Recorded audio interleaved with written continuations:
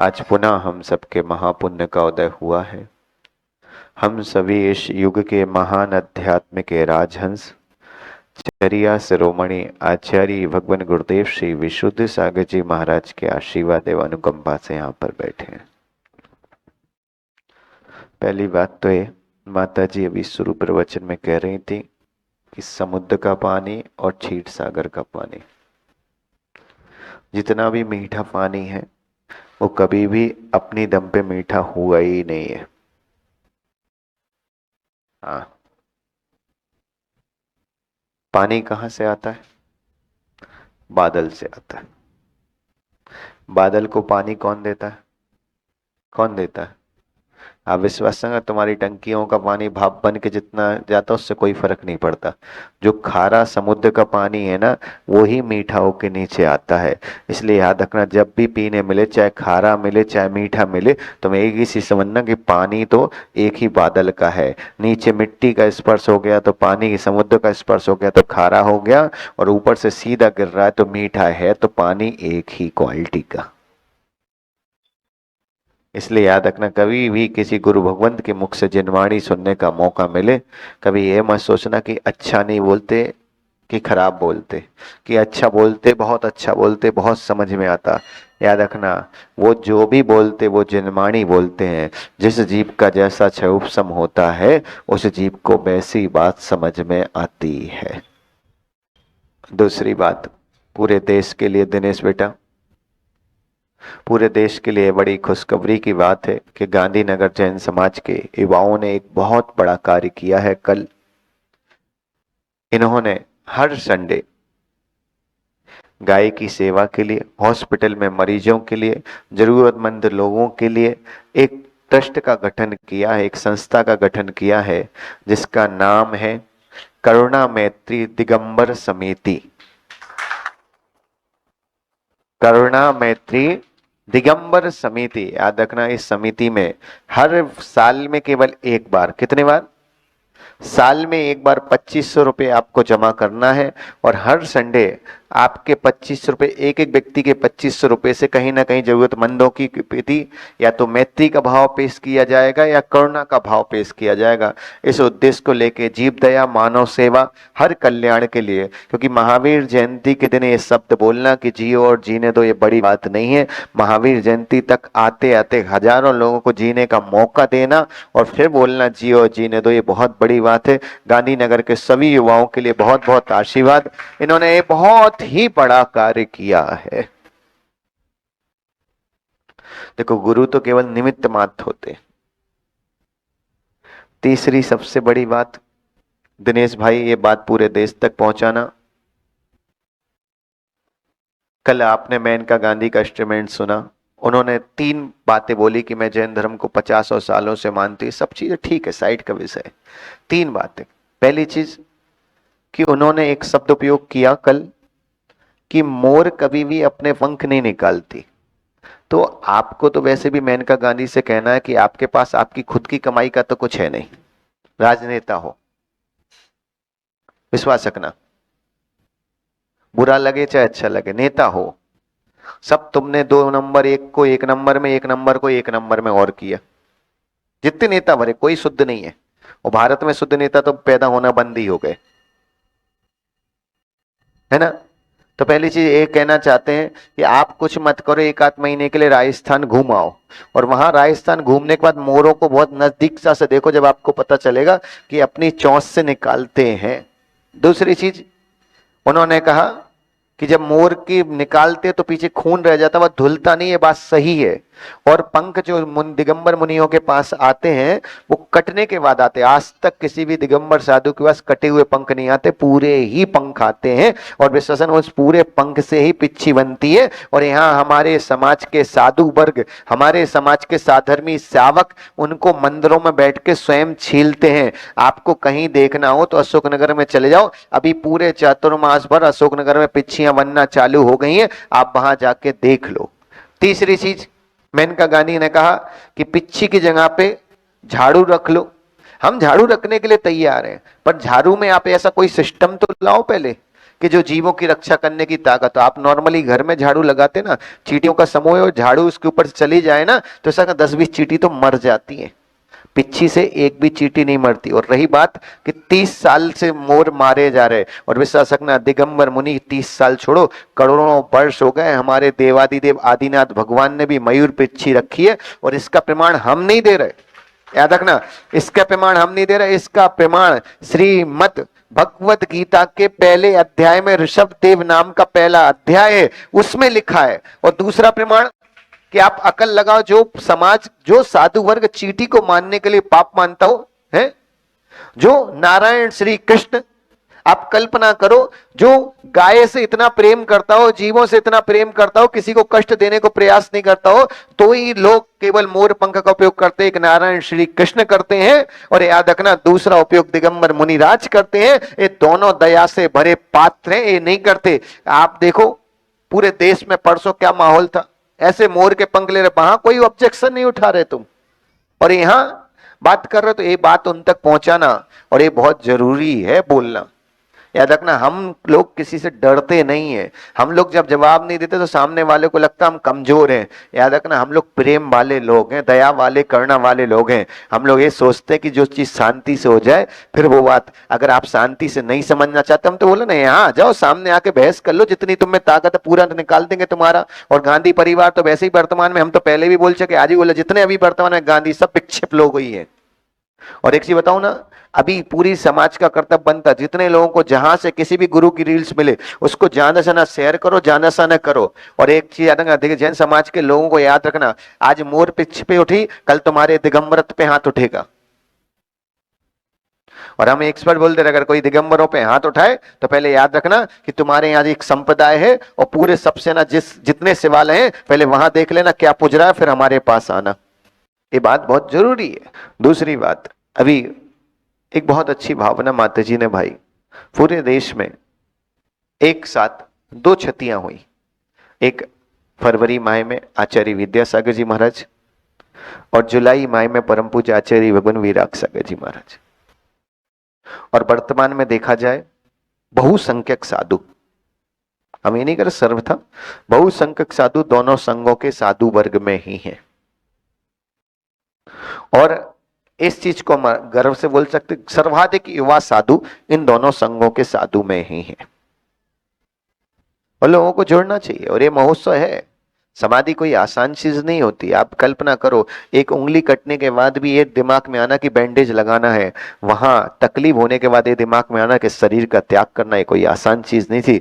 जो आचार्य भगवान विराग सागर जी गुरुदेव ने करके दिखाया है, विश्वास रखना कई साधुओं को भी करने में पसीना आ जाएगा। हम खुद बोल रहे हैं, हम भी अपनी गारंटी नहीं ले सकते कि उतनी उत्कृष्ट हम भी कर सके। इस बात का हमेशा ध्यान रखो।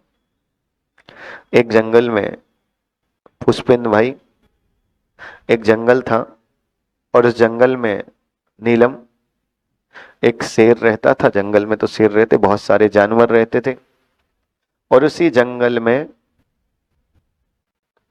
चेतन, एक गाय ग्वाले के साथ थी, और चरते चरते ग्वाला सो गया, गाय भटक गई, और भटकते भटकते जंगल के बहुत अंदर जाके फंस गई। और जब जंगल में फंस गई तो उसने चारों तरफ देखा, उसको कोई रास्ता नहीं मिला। और वकील साहब, जब उसको कोई रास्ता नहीं मिला तो अतुल भाई मजे की बात क्या हुई, रास्ता तो नहीं मिला, गाय तो गाय, सामने से एक शेर महात्मा मिल गए। क्या मिल गए? और शेर महात्मा मिल गए वो तो ठीक है, शेर महात्मा भी बेचारे सुनील भाई 3 दिन से भूखे, और सामने गाय। और ये स्थिति बिल्कुल वैसे ही समझना कि तुमसे कभी गलती से कोई गलती हो जाए, और वो गलती पत्नी के खिलाफ हुई हो, वो पत्नी 7-8 दिन से तुमसे लड़ी ना हो, जब वो आई कांटेक्ट में जो बातें होती हैं ना, उसका अर्थ हार्दिक जितना तुम लोग समझ सकते, संसार में और कोई नहीं समझ सकता। और मजे की बात हुई अश्विन कि शेर 3 दिन से भूखा और गाय सामने दिख गई, और गाय और शेर के बीच में करीबन करीबन 25-30 फीट की दूरी, और एक दूसरे को जो आंखों से आंखें मिला के ऋषभ उनने देखा नहीं है, जैसे मान लो कि बस ज्वाला निकली नहीं है शेर की आंखों से, शेर खाने के लिए तैयार, और अब गाय को लगा कि रास्ता तो पता नहीं, भटक गए। अब गाय ने सोचा कि अकल तो यही है कि जब तक नहीं मरे जब तक तो बचो। मेहुल भाई सिस्टम क्या है, समस्या आ जाए तो अपन क्या करते भाई, जब तक तकलीफ नहीं आ रही जब तक तो बचने के रास्ते ढूंढो। और मजे की बात हुई, गाय ने पीछे पैर किए और एकदम स्पीड में भागना शुरू किया। और पुष्पदन सागर, जैसे ही गाय ने एकदम स्पीड में भागना शुरू किया, जैसे स्पीड में भागना शुरू किया, जसू भाई मजा क्या आया, अब तो शेर भी भागेगा। अब गाय तो गाय और शेर तो शेर, शेर की स्पीड के सामने गाय की स्पीड। फिर भी गाय ने जी जान लगा दिया, बिल्कुल जी जान। और विश्वास रखना, बुढ़ा व्यक्ति भी नहीं दौड़ता हो लेकिन पीछे कुत्ता छोड़ दो, और कुत्ता हो अनिल भाई वो तो ठीक है, तो शेर। गाय ने जो स्पीड में भागा, जो स्पीड में भागा, भागते भागते भागते एक घटना घटी कि गाय भागते भागते एक तालाब में जा गिरी, और तालाब में भागी, और तालाब में काली मिट्टी का कीचड़ था नीचे। वो कीचड़ हिला और हिलने के कारण कीचड़ ऊपर आया और गाय थोड़ी दूर जाके फंस गई। गाय फंस गई, यहां शेर ने देखा अब तो फंस गई।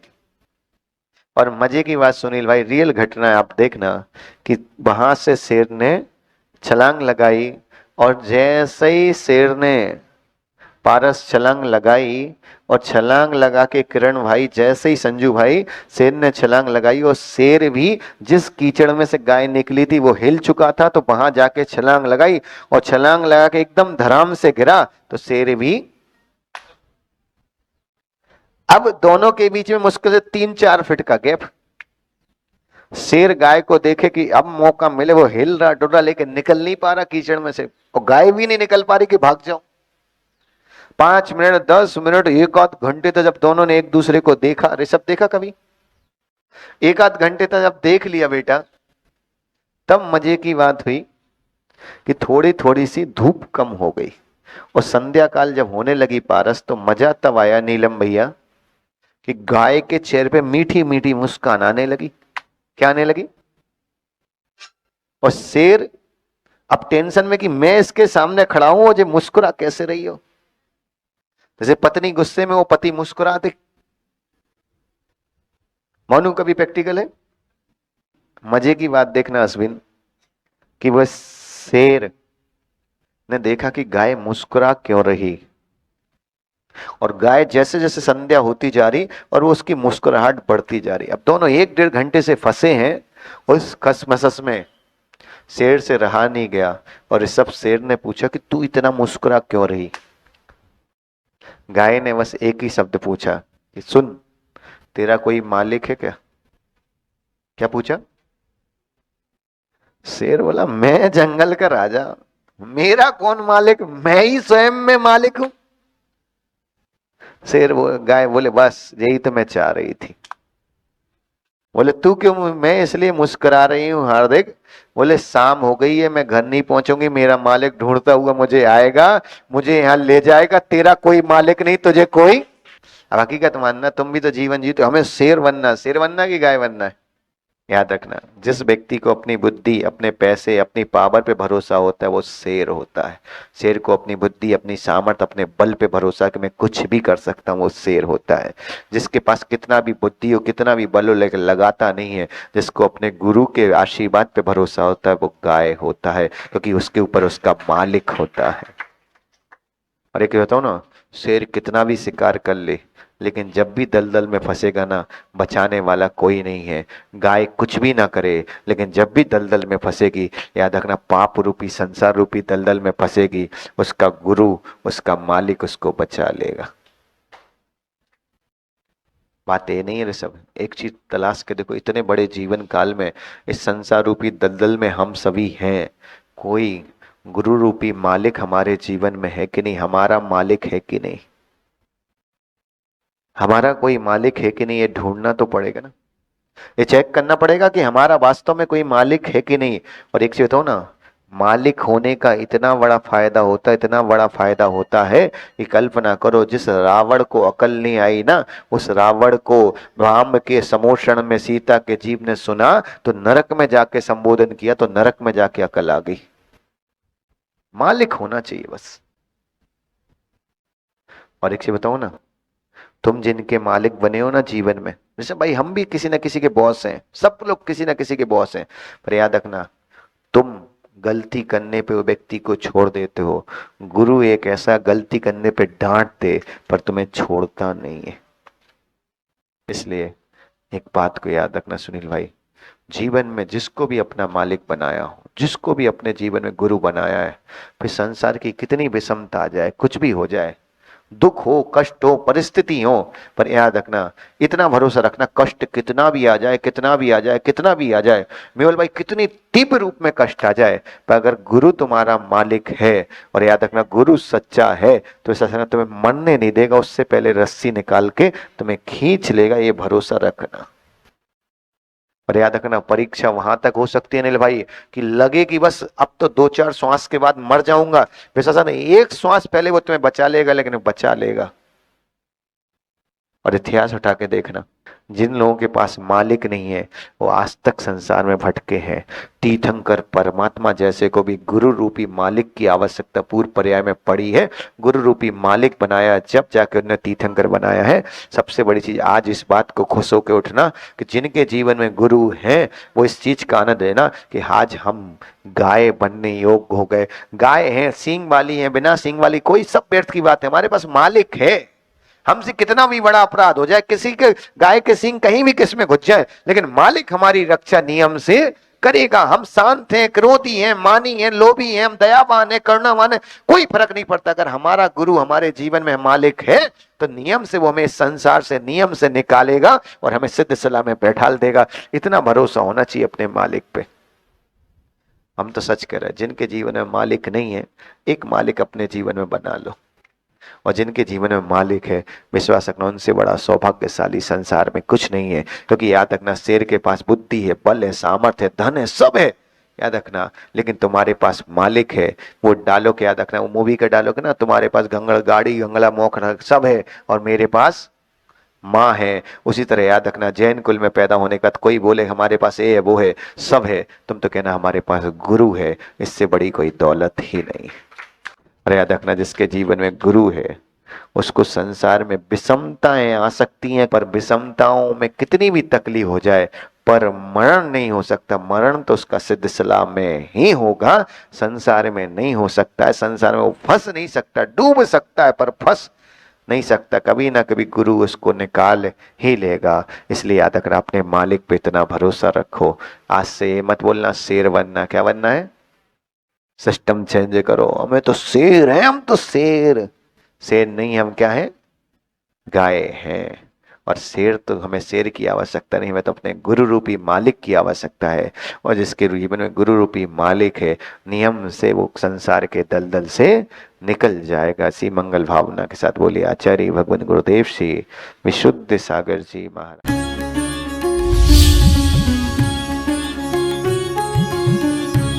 हजारों एंट्रीज और